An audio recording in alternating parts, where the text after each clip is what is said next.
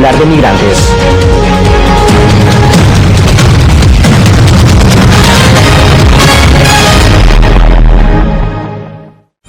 Soy Belén Mora, periodista de La Voz de América. Como reportera y presentadora tengo la responsabilidad de acercarles las historias que se generan en Washington y que impactan tu entorno cercano.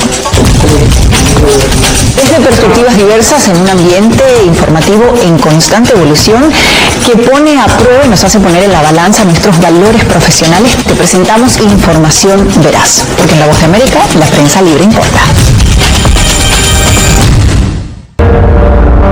En tiempos de cambios, cuando el mundo parece incierto y lo que escuchamos no refleja lo que vemos,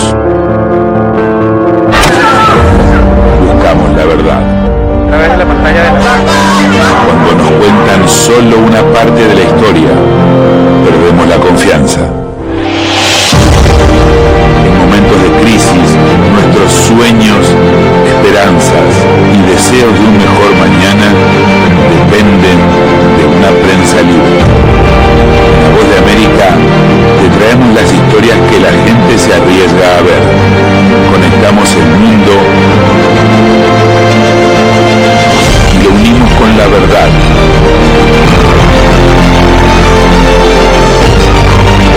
En La Voz de América te presentamos el panorama completo.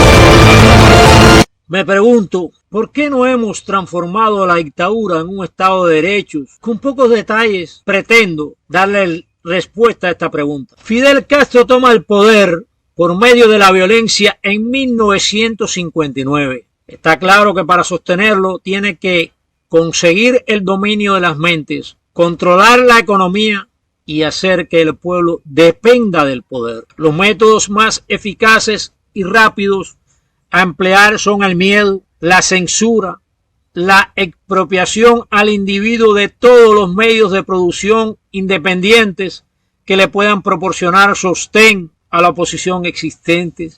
Como gran estratega y dictador que siempre lo fue, acomete la tarea con la mejor y más efectiva estrategia. Divide y vencerás. Así enfrenta al pueblo en el control del mismo pueblo, lavándose las manos como Poncio Pilato. Utiliza el engaño, la trampa, la hipocresía y la supuesta esperanza de un mañana con todas las necesidades cubiertas. Pero el hoy en aquel momento era que cada cubano se enfrentara a otro cubano. Cada cubano policía político del otro cubano. A través de la censura logra el dominio de las mentes. Se apoderó de todos los medios de comunicación para realizar el adoctrinamiento. Hace creer que la causa de las miserias humanas están en el capitalismo y la de Cuba en los Estados Unidos. Absolutiza el sistema educacional, arma esencial para sembrar un sistema de valores basado en el materialismo y el odio hacia el otro. Con la expropiación, robo por y con la fuerza, controla, somete y debilita la oposición al término del control absoluto. Un organismo no existe sin alimentarse. Su guerra, que la hizo coincidir con las ambiciones del pueblo en esos momentos, fue nutrida con y por el capitalismo, con los aportes de los Estados Unidos por una parte y de los empresarios privados por otra. El pueblo más pobre y humilde era el caballo de Troya. Aplicando los métodos anteriores, se dejaría montar orgulloso de su jinete. Cada discurso una falsa promesa que el pueblo la convertía en esperanza. Lo que el pueblo quería escuchar, lo escuchaba. Eso él le decía. El necio pueblo aplaudía. Muy buen empleo de la psicología de masas, dominio de sentimientos y emociones. Los que se percataron de la traición a la libertad, al derecho y la independencia, decidieron, la mayor parte, no arriesgarse y huir. Los pocos que quedaron, utilizando el mismo pueblo, Fidel y los esbirros que se apoderaron del poder junto con él, se encargaron de asesinarlos para impedir que lograran lo que él logró por medio de las armas. Dominada la resistencia y todo el país mediante la represión, quien pensara diferente y demostrara diferencias a sus ideas integrales, así fueran sus supuestos amigos que arriesgaron su vida por él, y la revolución dejaba de tener derecho a la vida dentro de Cuba. Solo le quedaban 3 alternativas: la cárcel, el paredón o el exilio.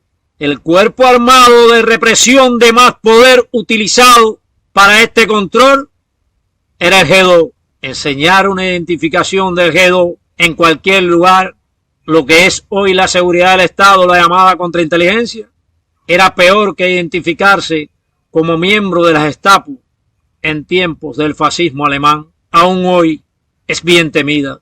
Fidel se autoproclama presidente, nadie se atreve a oponérsele. La cobardía es su más alto general. Todo este desajuste, donde disuelve todas las instituciones democráticas y crea otras afines a sus intereses, son permitidas y aplaudidas por el pueblo. Nosotros lo permitimos y le dimos vía abierta. Sostuvimos su hegemonía. Aún hoy el pueblo la sostiene. Si el pueblo quiere, en varias horas se acaba la tiranía, sin gran derramamiento de sangre. Solo hay que salir a la calle, pacífica y organizadamente, y no habrá masacres. En aquellos momentos y hasta este tiempo, primero hubo un cierre total a los enemigos de la revolución, la incomunicación con el exilio. Después, al percatarse del jugoso negocio y la crisis en que estaba el país, producto de la negligencia gubernamental, permitió la entrada de la comunidad. Supuesto altruismo, bondad hacia las familias cubanas que se pudieran dar un abrazo nuevamente. En realidad, a él los sentimientos de estos cubanos también le importaban un carajo, pero conocedor de la psiquis humana, sabía que la mayor parte de los humanos, después que le quitas todo lo que tienen y le devuelves una parte, por ínfima que sea, quedan agradecidos. Dice el refrán popular: del lobo un pelo, pero mi refrán es otro: del lobo la cabeza, donde tiene los colmillos. El país no resuelve en esos momentos con los dólares de la comunidad. Finales de los 80. La intranquilidad de las masas sociales es evidente. La huida hacia los Estados Unidos es constante. El sistema demuestra su incapacidad de sostenimiento a pesar de los dólares norteamericanos que entran y las distintas ayudas del campo socialista, principalmente de la URSS, el CAMI, la ONU. Todo esto no basta. La olla social, a punto de explotar, mediante una jugada maestra y aplicando su estrategia de convertir los reveses en victorias, aprovecha los sucesos de la Embajada del Perú y expulsa el descontento, la intranquilidad social, y aprovecha también para librarse de cientos de reclusos, unos delincuentes y otros no. También incluye una cantidad considerable de desquiciados mentales que le eran una carga, y en cualquier momento se convertía toda esta masa en oposición directa. Los Estados Unidos y el exilio aceptan gustosamente una gran equivocación. El avance hacia la libertad que representaba todo este descontento retrocede. El gran dictador vuelve a tener control absoluto del poder dentro de la nación.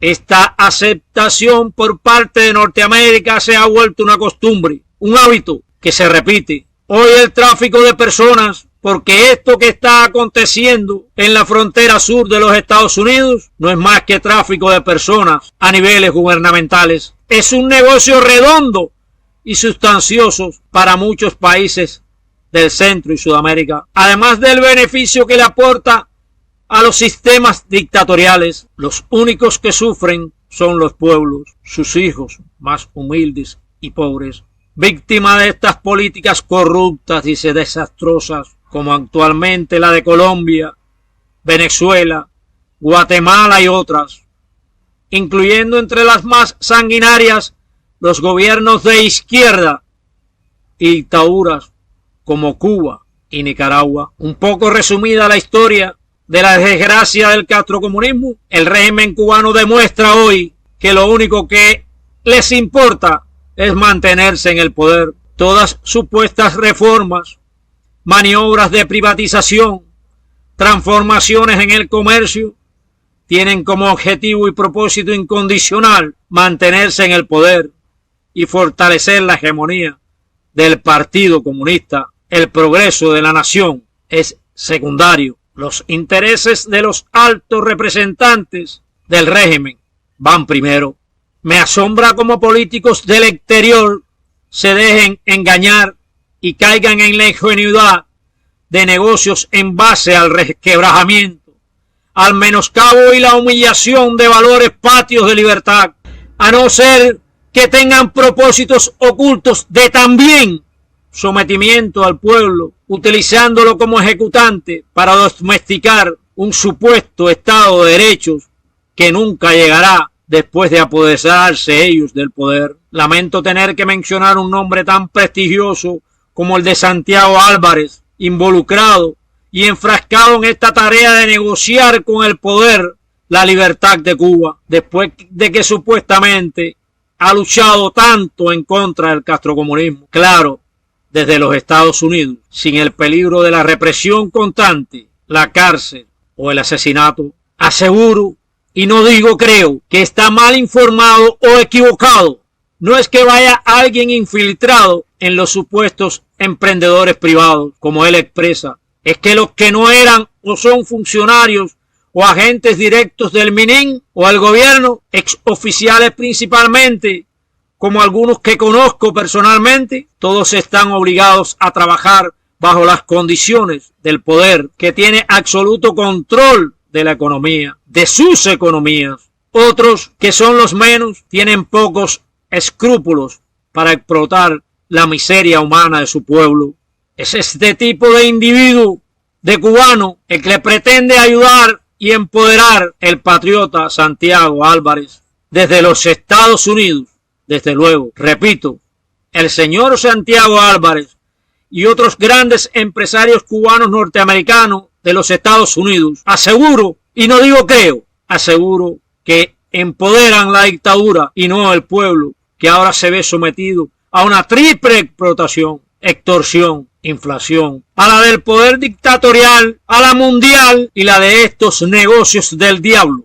Porque por necesidad el pueblo tiene que nutrirse de estos inescrupulosos emprendedores que en última instancia han ocasionado un incremento de la carestía de la vida, además del aumento y generalización de la corrupción. Si esos y de esa forma son los que van a tomar el poder, me iré preparando para oponérmeles. ¿Cómo se han formado las MIPYMES? En primer lugar, es una reforma del Partido Comunista, dirigida y controlada por el poder. Está compuesta principalmente de los agentes o funcionarios antes mencionados. Otros involucrados emprendedores son individuos inescrupulosos cuyo capital ha sido adquirido por métodos corruptos procedentes del pueblo, porque el Estado no produce, quien produce es el pueblo, y a ese pueblo le han robado. A esos humildes que no tienen hoy viviendas, a esas calles arruinadas, a esos barrios